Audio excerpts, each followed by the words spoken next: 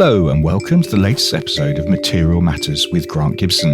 The show has been running for over 6 years now. However, for listeners who might be new to all this, the idea is I speak to a designer, maker, artist or architect about a material or technique with which they're intrinsically linked and discover how it changed their lives and careers.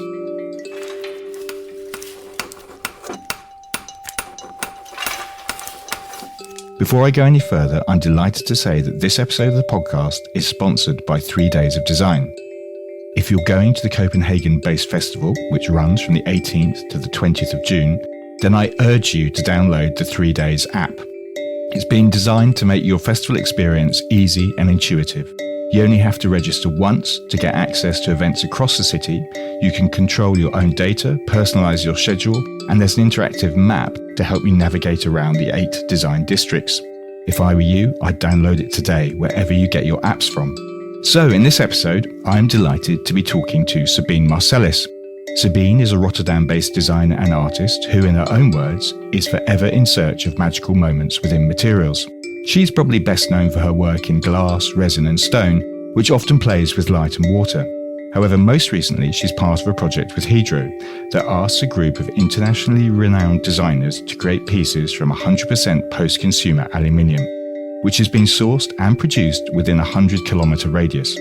It will be shown at Material Matters Copenhagen, which is part of 3 Days and is at Gammel Dok in Christianshavn. Over the years, Sabine has collaborated with brands such as Vitra, Renault and IKEA and picked up numerous awards, including Designer of the Year at the Dezeen Awards in 2024 and the Monocle magazine Designer of the Year in 2023. Sabine, how are you? Thank you very much for doing this. Thanks for having me, Grant. No, it's a complete pleasure. Was that reasonably accurate? I think so. Thank you. Oh, good. Very flattering intro. That's all right. What it made me think was I obviously need to have a Designer of the Year award. This is the way forward. So we have a tradition on this podcast, which, as I say, has been going for 6 years now, of asking guests to describe their surroundings for us. I'm looking at you on a kind of video link. Your background, what is going on with it? What is that behind you? It's amazing. It's not a filter. No. I think a lot of people think I have a filter behind me. It's a donut rug. Yes, I was going to say donuts immediately spring to mind. Donut rug made of what? Made of wool. It's an actual rug. Obviously. It's not actual donuts. No, just for clarification. Yeah. It's a project from a long time ago, actually, with a Dutch company, Sea Rugs. It was the first time I was invited to design something out of a textile. And actually, it's also the first time that I designed something in this torus or donut shape. And then I've done many things in this shape ever since, actually. It was the start of a movement for me. And this donut rug is where? This is in your house or in your studio? Where are you talking from? So I'm in the meeting room of my studio, which is located in Rotterdam, the harbour of Rotterdam. Yeah, we have a few different rugs on the wall here to combat the echo. Because it was an old industrial building or? Yes, yeah. It's one of the oldest buildings of this entire industrial area.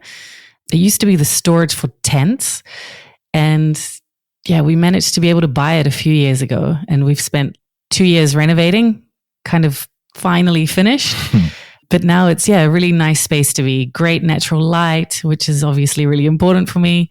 We're on the water, which is also really nice. We re-greened the back of the plot. So it's a little oasis in a very industrial zone. And tell me a bit about the structure of your practice. How many people are you nowadays? So it's myself, and then I work with 4 very talented designers. They each have a little bit their own sort of expertise. So one is more graphic, another more interior, spatial, another more like technical on the product development, industrial design side. And then there are 2 administrative colleagues, studio manager and finance. And an intern at the moment. I haven't had an intern in many years, but there's an intern at the moment. Why? You haven't had one for many years, so why now? Well, it was partly to do with a big project that I had in the summer, and everyone was on holiday, and I was like, oh no, I'm going to be alone actually. Maybe it could be nice to have someone helping me on this. So this is the second intern now after that intern in the summer. But before that, it was like 5 years of no interns. I was very protective of the dynamic in the studio, but now I'm, change is also good. So you've got what, 7 or 8? 8, including myself. Yes. 8 including yourself. Is that the sweet spot for you? You don't want to get any bigger? 100%. Yeah. No, I have no ambition of becoming kind of a company that churns out lots of products that I've barely looked at or touched. I really want to be involved completely in every project. And I'm able to do that with 4 designers. In the past, there's been an additional person, so 5 designers. And I really felt that was like a tipping point where I wasn't able to really follow everything as much as I wanted to. And it became a bit overwhelming. Yeah. Interesting. So look, this podcast is ostensibly about materials. I mean, arguably, as I think I mentioned in the intro, you're best known for your work in glass and resin. However, you do have this project entitled R100, working with the aluminium company Hydro, which uses 100% post-consumer aluminium. I mean, it launched in Milan earlier in the year, in April, and will be showing at Material Matters Copenhagen during 3 days of design. How did the project come about, and what have you done? Well, let me take you on a journey. Yeah, good. Absolutely. I met Lars at Salone the year before, actually. They presented their first project, 100A. They presented that at Capsule Plaza, and my partner is involved with Capsule Plaza, so I met Lars there. And this is Lars, the creative director. Exactly, yes. The brains behind the project. And he then invited me to be part of it this year. And yeah, maybe just to explain a little bit what the context is of that project. It is basically a dream for a designer as a brief, because Hydro are not a brand that sells finished products. They manufacture aluminium, extruded aluminium specifically, and they are like the best at it. So the brief was very open. Myself and 4 other designers were invited to essentially design a die, which is the mold that aluminium gets pushed through to become an extrusion. So you design the cross section. And yeah, for me, working with aluminium, I've basically only done one other project in aluminium, which was a chair for the Stedelijk Museum Amsterdam, which is available BD Barcelona. But following that project, I'm, really, really interested in aluminium because it is, infinitely recyclable. It's lightweight. Yeah, I think it's an amazing material and it has a lot of possibilities. The interesting thing, or one of the interesting things about this project, is that Hydro harvested, I think, 52 tons of aluminium scrap for you to use, or all the designers on the project to use, from demolished greenhouses and decommissioned street light poles in the Benelux region. And so everything was made within this. The material was, I think they call it urban mining nowadays. It was urbanly mined and then made all within a 100-kilometer radius.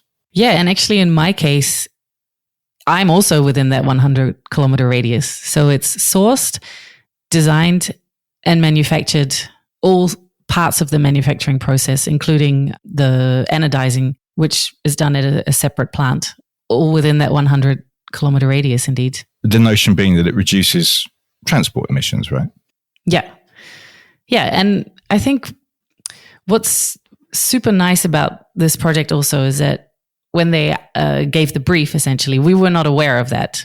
We were kind of invited to design in a uncompromised way, sort of like the world is your oyster with our aluminium, go for it. But behind the scenes, they had all very much made those restrictions for themselves. But as designers, we felt there was really like no restrictions within that. And I love that. And you also don't see you don't see the results of or like kind of a diminished result because of the restrictions that were put around it. I think all the products that are presented look amazing and beautiful quality, and that can all happen within the confines of that 100-kilometer radius. Yeah, I mean, it is fascinating stuff, aluminium, because it is quite energy intensive to produce from bauxite or in its kind of virgin state. I mean, it's very, very easy to recycle. And when you do recycle it, it requires, I mean, there are places that say it requires up to 95% less energy compared to producing it as a raw material. And the other interesting stat that I've uncovered or discovered on the internet is they reckon 75% of all aluminium ever produced is still in use today. Wow. Which is amazing. I mean, it is an amazing thing. So My question to you is, you made this light, Orbit. Why that light? Well, whenever I start a project, I'm always trying to find the limits of something. So with this project, the first question I asked was, how big can we go? Like, what are the restraints with size for this mold? And they gave me a footprint of the limits, and I really designed up to like maybe a millimeter off of that limit. And yeah, to maybe describe a bit how it looks, from a cross section, it sort of looks like a shell shape, where it's like a circle that has another larger circle around it, only halfway, which actually made it a very difficult shape to produce because there is a lot more material on one side. It's quite unbalanced, and it's very big. So yeah, for the team, it was super challenging. Actually, when we went to the factory, the engineers were saying it was, in the history of them working at the factory, the most difficult one they've had to develop. They were sucking their teeth at you, in other words. Yeah. But you got to keep everyone on their toes. That's how you do exciting things. But yeah, Lars also told me later that they committed to making the mold, but there was actually a 50% chance only of it working, which is pretty low. So when we were all present at the factory when they first put the very first test extrusion through, and everyone really gathered around, like all the guys from the factory, the guys from Hydro, and all the designers, and we were like, is it gonna work? Like, fingers crossed. A lot of sweat falling off people's foreheads. And then it came through, and a little bit wonky at the beginning, and then they did some tweaks and it straightened out, and I think there was like an explosion of relief and excitement and high fives of like, yes, it worked. It's going to be okay. So do you get nervous in that kind of situation? Of course, because it's kind of like being at a sports game. Like, you all have the same goal. You want your like team to win, or you want this object to work, and you're in it together, and you share the stress and the excitement in it. Yeah. We kind of touched on aluminium's qualities, but what is it about? Because when I think of your work, or when anybody thinks of your work, I imagine they think about the qualities of light and transparency, none of which are necessarily involved in aluminium. What is it about aluminium that you're enjoying? Well, I think the process of how this is made gives a lot of new opportunities. I designed a light, so obviously this project still is a lot to do with light. This is true. It does have something to do with light. And the form language allows it to play with light in an interesting way as well. Like, it dims and it throws more or less light onto the surface. So, I mean, the themes of light and color, they're still in there. But yeah, in a different way. There's no transparency or filtering of light in that sense that I am more known for, I would say. But what is super, like, for me, really exciting with this project is the mold now exists, and we obviously presented 3 versions of the light in Milan, and we'll do at 3 Days of Design as well. But that's only like a very small proportion of what it could be, because the extrusions are done in 60-meter lengths. So in theory, I could be creating 60-meter long lights because it is just coming from that single extrusion. So for me, I'm already dreaming up like, okay, maybe there's like a project where there's an atrium, and you could have them sort of all like hanging from the ceiling at different lengths, or it could even be very architecturally integrated, that you're creating structural columns because there is a void even where you could put something more sturdy. So I think, it allows the material, but especially the production process allows for many different ways of integrating this in projects, which I'm not able to do in the same way with glass or resin. No, interesting. I mean, I was also quite intrigued by the fact that you'd worked with the material before. I mean, we mentioned the BD Barcelona chair. It took you quite a long time to make a chair. Product designers are usually obsessed by chairs, but you're not, I don't think, in the same way. No, I think, don't get me wrong, I love chairs. I was recently at a really beautiful chair museum as well. And again, you're like confronted with all these genius designs that already exist. And I think that's the point for me. Like, whenever I design something, I want to bring something new to the table, literally. Like, and with with a chair, so much is already out there. And I don't want to just like add to that without a solid reason for it existing. So I never really approached it. But then obviously like creating a chair from resin or glass is also, it's a different thing. But no, when the opportunity came along to design something for the Stedelijk Museum Amsterdam, it was like, okay, if I'm going to do a chair, it's now or never. Like this is an amazing opportunity.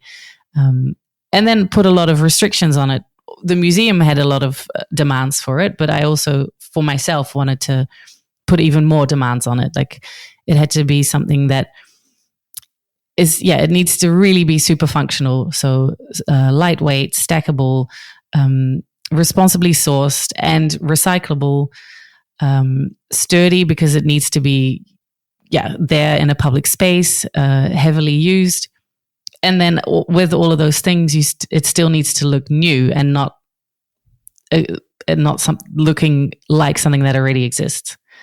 But it took me a long time to start on designing a chair, but to design that chair, we did it in like record speed because the museum had to open. And I think most chairs take a number of years to develop. And we did this in like 6 months. Oh, wow. Credit to BD Barcelona also. It was a race against the clock. You talked about the chair and we've talked about the Orbit Light you've come up with. In terms of process, do you draw, or when you're creating something, does it come from the material itself? Definitely from the material. I'm not great at sketching. I used to be very self-conscious of that, but now I've come to terms with that's just the way it is. But I also don't really need it as a communication tool. I love analyzing what is the material, what can you do with the material, very much experimenting with what happens when you start to just like bend it or cast it. Yeah, just first of all, analyzing the material and what it could be, and then the form language shaping it kind of is secondary. Especially with glass and resin, it's much more about the effect I'm trying to create. And then the form needs to sort of push that effect to the limits or like highlight the effect even more. So when did your relationship with resin, when did that start? Was that the candy cubes? That was the first big project, yes. Obvious question, but what was it about that material that captured your imagination? For sure, the possibilities of how you can manipulate it in so many different ways. And I've always really designed from a fascination point of view. So if there's something that fascinates me, I want to like dig into it more, something that I'm super curious about. I want to explore it. And I'm really very inspired by moments in nature and how you can maybe use that as a starting point for a project or even capture ephemeral moments in a permanent way within a product or project. And light is always the red thread. How can light have an impact or create an atmosphere? And yeah, with resin, I mean, the first time I had explored resin was at university, and glass, and at the same time. And those materials are very interlinked because they both can be kind of anything. You can have opacity, matte finish, polished, glossy finish, transparency, reflection, but in very different ways because resin, you're casting, so the shape can be very sort of solid and then it can be milled away. With glass, or the way that I use glass, it's sheets. So you can build up layers, but and you can sort of mill in a two-dimensional manner, but it's very much working with planes. But yeah, it's both of them. Like I'm still not done with it either. There is like an infinite amount of things you can do with it, and especially recently with glass, I'm really interested in how can I get even more out of the material than what it is. Working with layers of glass and laminating those layers. Can solar cells be integrated in those layers without affecting the aesthetic of it? Yeah, just always trying to push what else you can do with the material. Resin is an interesting one, isn't it? Because most resins are derived from petroleum or coal, natural gas. I mean, it isn't a wildly sustainable material. There are bioresins, increasingly, of course. I'm pretty certain that you would argue that the things you make will be passed down generations and they aren't going anywhere near landfill anytime soon, which is, completely legitimate and fair enough. But I'm wondering, if you were graduating from Eindhoven now, would you still be drawn to that material, I wonder? Yeah, good question. Probably not. The tricky thing with the whole conversation about sustainability and materials is that it's never a very black or white conversation. The same with aluminium. You need to look at the bigger picture of it. How much does the shipping of it impact the total footprint? With resin, I feel I really love to work with it because you can utilize it in such an interesting way, but it needs to stay in a very specific market. Like, it cannot be in a mass-produced way. So you need to be aware of where is it appropriate to use the material. We've been very much pushing for better resins with our suppliers, the same way that when you're shopping in a supermarket and you're buying bio fruit, the more the consumer buys the fruit, the more the supermarket is going to put it on the aisle. It's the same with me as a designer buying resin from the supplier. So the more we are insisting for a higher bio percentage, the more they are actually willing to do that. And, from the beginning of working with resin to now, we're up to 60% bio-based. And others can be, at the moment, it's 24% non-virgin. So it's small steps, but it's still pushing and demanding more from the supplier. And the bio resin, where does the bio bit of the resin come from? Pine trees or? Actually, the one we use, it comes from beetroot as well. Oh, okay. That's interesting. Yeah. Does that affect the color? I'm intrigued by that. It does. It definitely does. And it's not red. It's brown. Okay. So warm colors are fine to use with that color, but blues are a bit impossible. So the type of resin you use has changed over the years. Does that affect the way that you can work with it?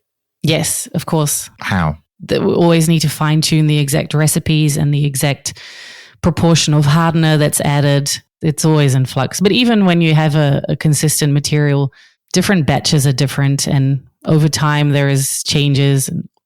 The same with the glass. You think you have it nailed down how the layers can be sort of done in the right way without bubbles, and then the supplier switches something, and you're always tweaking forever. We're talking about chairs. I mean, I'm quite intrigued. You look at your portfolio and you seem to design fountains the way other designers create chairs. What is it about water that you find so fascinating? Obviously, the studio is on the harbour. So yeah, water. It's the same conversation as why I like to work with glass and resin. You can play with light in a beautiful way with water. It also has transparency. It has reflection. But then it has the added element of movement, which is amazing and unpredictable and a pain in the ass because but at the same time, I'm forever trying to make every project a fountain. With every commission, I'm like, hey, can we do a fountain for this? I think it's just, there's something mesmerizing. The same way you're drawn to watching fire, I think you're drawn to watching water in motion as well. I think I've used this quote on the podcast before, but I remember David Lynch, the movie director, being interviewed many years ago, and it's really stuck with me. When he was making Eraserhead, he was doing all kinds of other things. Eraserhead took years to make, and he was doing all kinds of other jobs. One of the jobs he was doing was he was building sheds with running water and electricity for rich people in LA in their gardens. And he described plumbing, and he said successfully directing water is one of the most satisfying things you can do, which I've always really liked that. Yes, I understand that. But yeah, I think the first fountain I ever did was for Fendi, and then we did 10 straight away. And the most difficult fountain for sure that I've ever done was at the Barcelona Pavilion. Let's talk about that now, because you took on the Barcelona Pavilion, the Mies van der Rohe designed classic. And that must have been a fairly intimidating project to do, I imagine. I mean, there must have been lots of people who just don't want other designers touching that building. Oh, big time. My gallerist in Barcelona actually asked me what my dream project would be. And I said, without actually thinking that would be a possibility, I would love to do an installation in the Mies van der Rohe Lilirijk Barcelona Pavilion. and he made it happen. I think I was actually the first designer to also tackle it. They've had artists create installations. But then when it was like, all right, let's do it. I was very intimidated. But I also really used the site as an inspiration. So all those pieces exist because of the pavilion. It's really pulling at the materiality of it, the walls, the floor. And I think water is very much a material of that pavilion as well. So I wanted to also pull the water up through glass and let it overflow in a very ambitious fountain. Completely underestimated how difficult that one would be. But, there was a deadline again and we had to make it work. So a few sleepless nights further, it existed. You've got this extraordinary portfolio. You've done concept cars for Renault. There have been a couple of projects with Vitra. I guess the most intriguing one from my perspective is that you worked with IKEA in 2023. Presumably that's because there's a desire to be in everybody's home. I had to think about that one for a bit when they approached me. I got a phone call just one day out of the blue with hello, this is Henrik from IKEA. I was like, did I do something wrong? I don't know. But yeah, they invited me to think of a collection. And I had to think for a long time whether that was a bad move or a good move. But I landed on it's a good move because the materials I work with, the processes I work with, they have this kind of inherent lusciousness to them, and it's a luxury to be able to work with them. In a way, it's almost hard to do something bad with those materials. Well, no, that's not true. But you're already a step forward because the materials are luscious. Yeah. And I did not want to work with plastics in any way, shape, or form for mass production. And I also wanted to use as little materials as possible, but still maintain this sort of element of wonder or magic that I put in my collectible design or artistic installations. So it was more a challenge for me, like, can I actually design in that way as well? And of course, also there is this element of elitism when you're designing at this very sort of high price range. Like it's not accessible for everyone, but it would be really nice for people to have something. And IKEA is obviously all about democratic design. So I thought, yeah, I wanna tackle this and see if I can create something that's timeless, still very minimal use of materials, but magical. Yeah. And did you learn stuff from the IKEA project that you can then apply into other things that you're doing? Oh, yeah. I think what's really fascinating with IKEA is that they have different departments that are very specialized. So I designed a lot of lighting within that collection. And for example, one of them was like a 40 centimeter diameter disc. And then the team asked me if it could maybe become 38.8 centimeters. So just like shaving off a few mil. And the reason for that was that it can then be optimized for packaging, and they could add like an additional 20 pieces on a pallet. So you're shipping less air and you're able to optimize that. And I think I'd never thought of that before. Like, how do you optimize for shipping? Because normally something I design is the size it is and it goes in a crate and that's it. But and just clever solutions, very like small gestures that can have a really big impact on the grand scheme. Hope you're enjoying the show. This is just to remind you that if you're going to 3 days of design that runs from the 18th to the 20th of June, then it would be a really good idea to download the new 3 Days app. It has been designed to make your festival experience easy and intuitive. You only have to register once to get access to events across the city. You can control your own data, personalize your schedule, and there's an interactive map to help you navigate around the 8 design districts.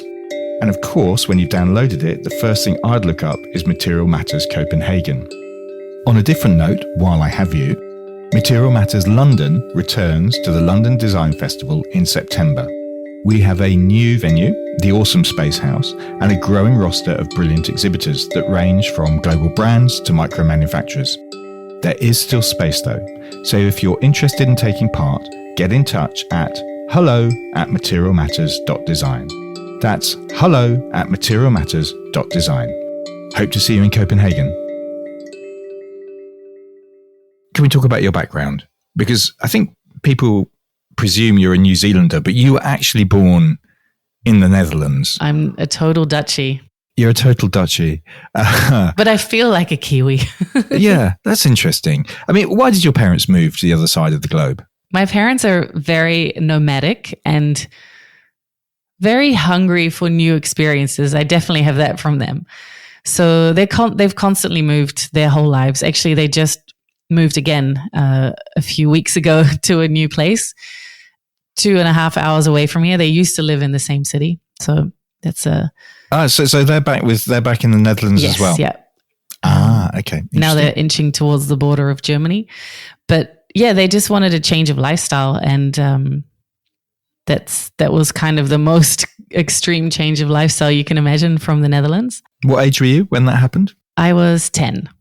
Okay, so you're quite old. So you had lots of memories of growing up in the Netherlands. Yeah, absolutely. I have a diary of the whole transition between the Netherlands to New Zealand, and it's really adorable to read back now how I experienced that whole time. Was the transition happy? Very. It was like a big adventure. Yeah, absolutely. Yeah, your dad was an engineer. Yes, yeah. He automizes machinery for different industries. So he's worked in the fruit industry or packaging industry. From a really young age, that was kind of the way that my sister and I bonded with our father. When he would come back from his work trips, he would show pictures of these factories and what those machines could do. So for sure, I think that's also where my interest in this, like, how are things made, comes from. And what did your mother do? She studied speech therapy, but she was a stay-at-home mum for the majority. Okay. But you grew up on a flower farm, is that right? For a short amount of time that they lived and did that. They were flower farmers for a period of time? Yes, in New Zealand, yeah. How did growing up in New Zealand through your teenage years, how did that affect your sensibilities? Did it influence, particularly being on the flower farm, did it influence your sense of colour, for example? I think more than anything, my sense of colour has come from spending so much time in nature in New Zealand. Maybe a bit the flowers as well, but I think from around like 13, I was extremely obsessed with snowboarding, and I went on to spend a lot of time in the mountains until I was about 21. Also living in America, so doing like back-to-back winters, but spending a lot of time like up in above the clouds, actually, because in New Zealand, the mountains are like volcanoes. So you're really high up and there's no trees. It's just snow. And quite often you're above the clouds the same way you are in a plane. And the light does really interesting ways when you're up there. And I've always really been intrigued with how you can change your own perception of space with filtering light and like the goggles and... Right. So wearing goggles. Yeah. And you had this kind of snowboarding, semi-professional? I mean, professional? Wow. How good were you? Let's be honest. No false modesty here. No. How good were you at the snowboarding? But I think you need to be extremely good in snowboarding to be able to make a career out of it. And I wasn't there. So when I was 21, I sort of realized, okay, maybe it's time to go study something. Because I wanted to play professional cricket when I was younger. A couple of years ahead of me was a guy called Nick Knight, who's on the telly a bit, Sky Sports nowadays. But he was obviously destined to play for England, which he did, reasonably successfully. And I got to an age when I was like 14, 15, I realized, if that's the benchmark, I'm nowhere near that. And so was there a moment of realization where it's like, I'm not going to make it? But I don't know if I ever was really that into being like a professional, that's how I want to make my money into it. I just loved it, like pure passion. Like I wanted to be on the mountain every day. And that was like my only interest. And I'm a very like passionate person in that sense. Like if something grabs me, I'm like all in. But also then when I decided, okay, I'm going to stop, I also just dropped it. I didn't stand on a snowboard for like almost 10 years.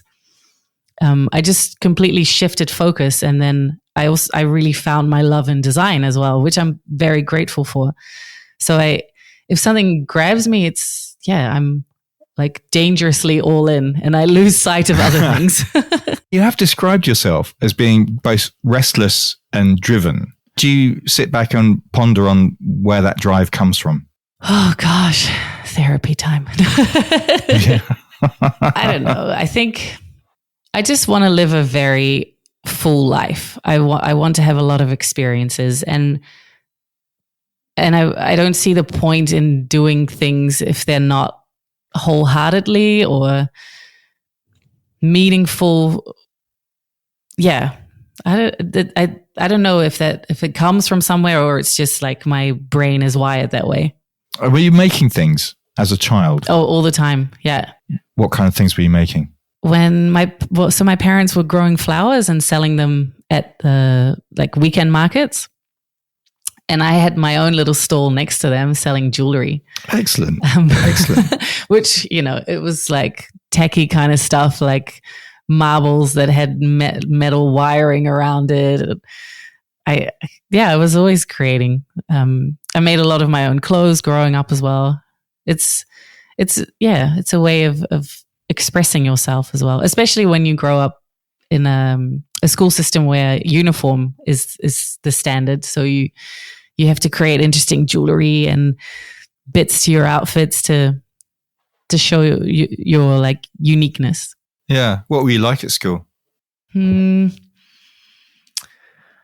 Also restless. I think a lot of my reports would be great if applied her attention more.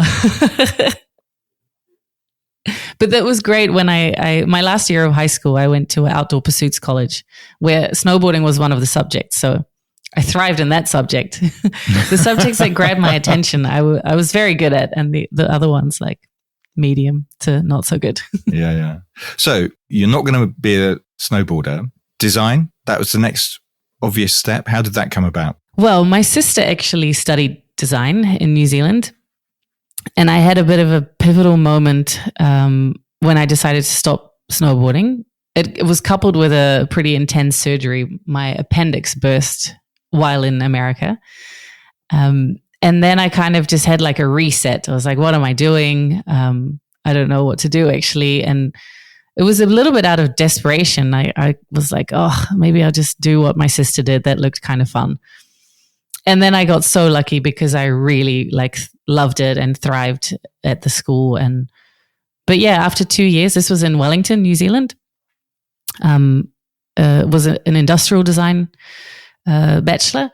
But after 2 years, I was also again getting a bit restless, and I saw this really amazing exhibition about droog design that was in Wellington at the time. And after seeing that, I was like, I want to go and study where that comes from. Droog was really like the thing. This would have been in 2007 or 8.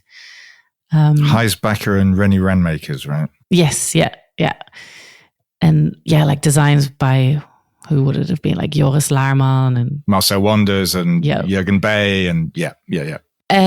So then I applied to go to Design Academy, and I was able to transfer into the third year and move the next year and then finish my bachelor in Eindhoven. And presumably there must have been some cultural differences in your education in that case. Oh yeah, big time. And I'm very grateful that I have both sides, because the New Zealand education was very much rooted in industrial design and how do you optimize a process, and very practical, with teachers that were full-time teachers and were really guiding you with amazing facilities and workshops. And then at Design Academy, actually the workshops and facilities were not as great. Teachers were not full-time teachers, but design professionals that were also teaching. And very much more open to the poetic side of design and the conceptual side, but also very much preparing you for the real world, because in the real world, you also don't have an amazing workshop yourself. And so I very quickly at Design Academy understood that if I want to be able to create the things that I want to do, I have to partner with professionals and material experts and factories that do what they do. You can't just do it all yourself. Is your sister still a designer?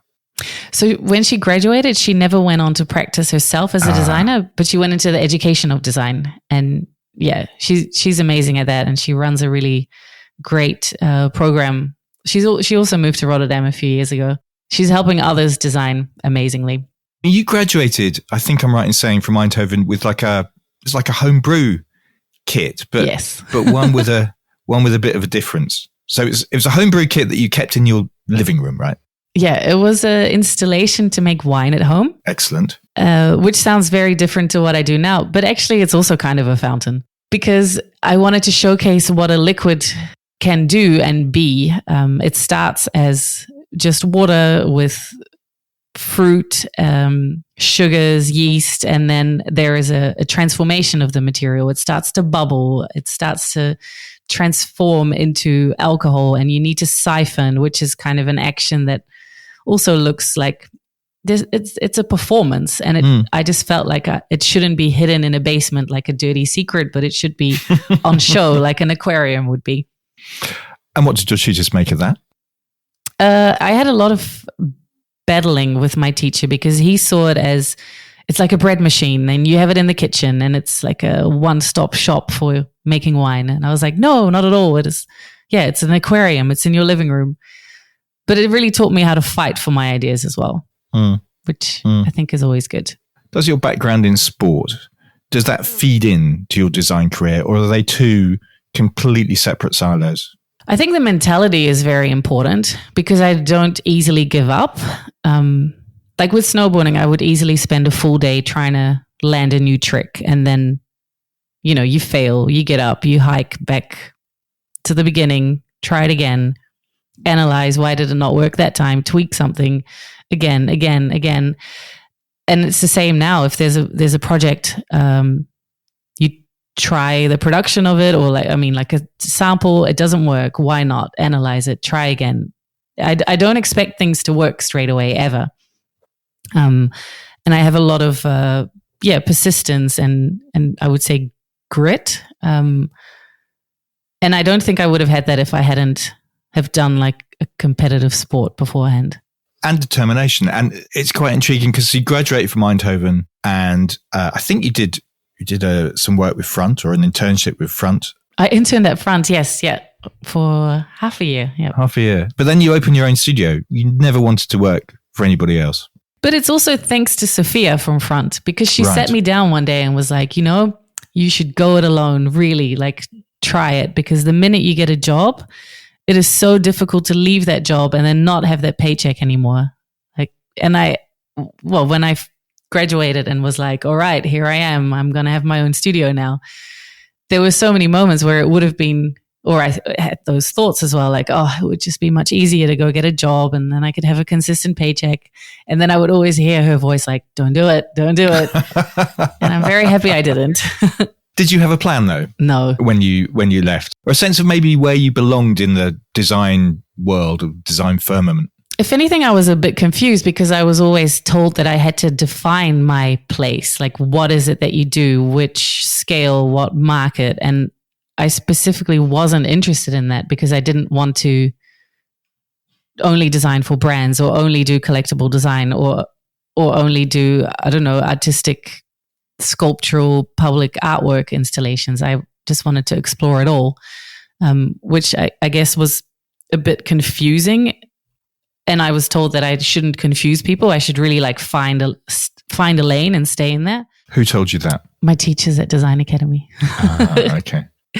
But I'm it's obviously not like that anymore either. Like, it's all the lines and borders of professions blur, and collaborations also allow for that nowadays. But I think maybe back then it was a little bit more different. Certainly the gallery world, I don't know, I can't imagine they'd like you toying with IKEA particularly, because there's a danger that it knocks a couple of zeros off the prices of your high-end work, I imagine. Exactly, yeah.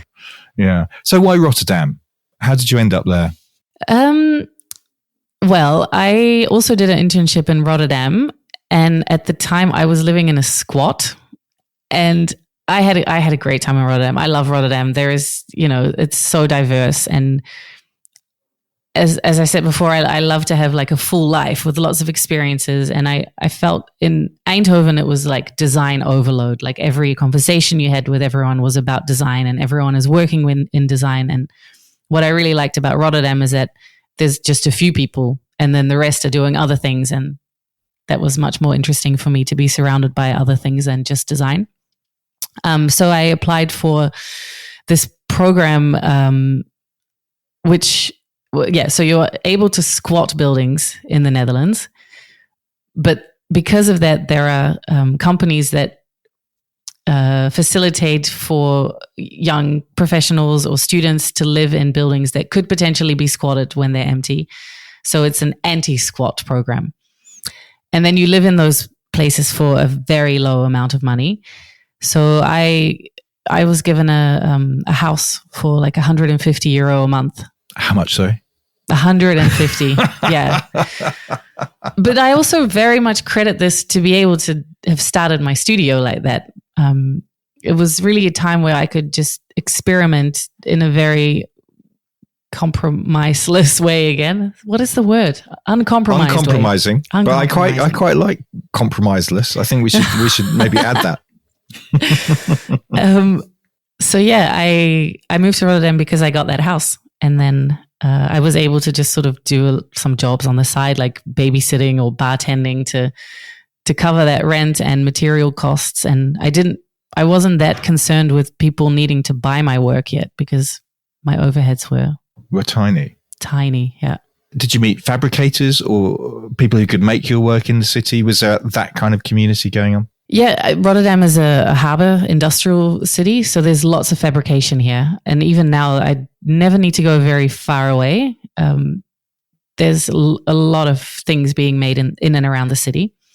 So yeah, I mean, the glass factory that I also collaborated with on my graduation project, they're not very far out of the city. So I started a project with them pretty quickly, together with designer Britt van Nerve as well. And we created a set of mirrors.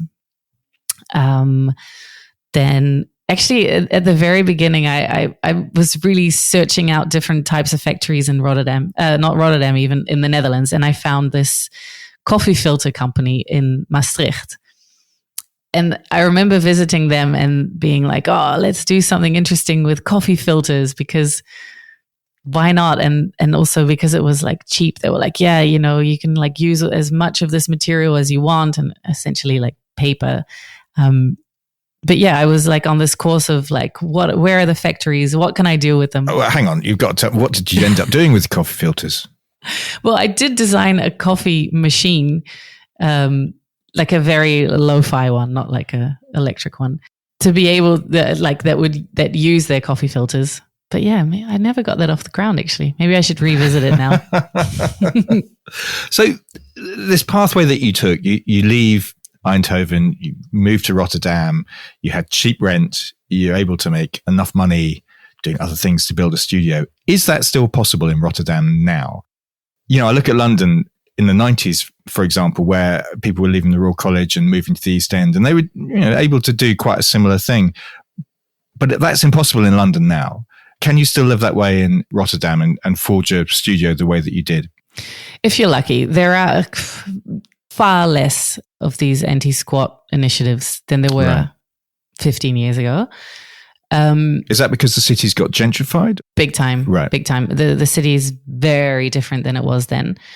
Rents have like skyrocketed. So it's a very different landscape. And I really feel for young designers, because you're straight away thrown into having to make money with what you're doing. And I think that you kind of lose that moment of finding out who you are as a designer if you're straight away having to think like, what do people want? Yeah, I think it's a problem to be able to shape your studio. When did you work out who you were as a designer? Oh, I'm still trying to figure that out, maybe. I don't know. I don't think you'll like ever completely figure that out. But I just know what fascinates me and what interests me. And I want to stay really true to that. And I definitely find that when I listen to my own intuition, then that is genuinely me. without getting too influenced with what's happening in the general scene. I always try to be like getting inspired from things that are very far away from Pinterest, for example. Or Milan, or these numerous design festivals that pop up. I find design weeks are always super nice to see bits. You know, I always try to see a few things, but I don't try to see everything for sure. I mean, you can't. There's too much going on anyway. But yeah, I definitely try to get my inspiration from very unexpected places, like factories, like nature. I think that's always important, that you're looking not in the same pool everyone else is looking. Yeah. Sabine, our time is basically up. It's the classic final podcast question. Obviously, you have the Hydro project coming up with Material Matters Copenhagen, but what's next for you? Well, up next, literally, is the week after 3 days of design. I have an installation opening in Ibiza. Wow. Yeah. There's a place. Yeah. A good backdrop. Yeah. It's a sundial that incorporates solar cells. So it's charging itself during the day and then lighting itself up at night. So off grid. The first one I did of its kind was in Egypt a few years ago in front of the pyramids. And this is the second one, which is then at a very beautiful setting at the Six Senses Ibiza. This is made of what? What materials? It's made of glass. Ah, okay. Cool. And that's permanent? No, it's on until the end of October this year. So sundials. Anything else we should know? I'm working on a very fun project in New York called Stylus, which is an event space and with listening rooms and recording studios. It's all about music and how you experience listening to music. And yeah, I've designed with my team a number of elements in that building, including the vinyl selector DJ station, bar, a lot of lighting, working with amazing people like Devon Turnbull and Shivas from Friendly Pressure. So nice to collaborate with people that are really good at what they do. And sounds like I'm way too old to go in there, but it sounds fascinating. Sabine, our time is done. Thank you so much for that. I really, really enjoyed it. And I will see you in Copenhagen, I'm sure. See you there. Thanks, Grant. Sabine will be part of Hydro's R100 installation at Material Matters Copenhagen from the 18th to the 20th of June at Gammel Dok in Christianshavn. To find out all about it, go to our new website, which is materialmatters.design. We would love to see you there. I'd also like to thank the sponsor of this episode, 3 Days of Design. To find out about the festival and the new design districts, how to navigate your way around the town, go to its website, which is 3daysofdesign.dk. And remember to download the app. Trust me, it will make your life much easier. You can go to our website to find other podcasts I've done and to sign up to our newsletter. There's also images relating to the interviews on our Instagram page, which is materialmatters.design. One more thing. It would make me incredibly happy if you went to my Patreon page and made a pledge at patreon.com/Material Matters. For as little as £3.50 a month, you can receive an invite to various Material Matters events, as well as getting access to each episode before it's published to the wider world. Material Matters is a completely independent concern, and any help you can offer would be hugely appreciated. Ultimately, you'll be helping to take the message of the importance of materials, skill, craft, and design to a whole new audience. Thanks very much for listening.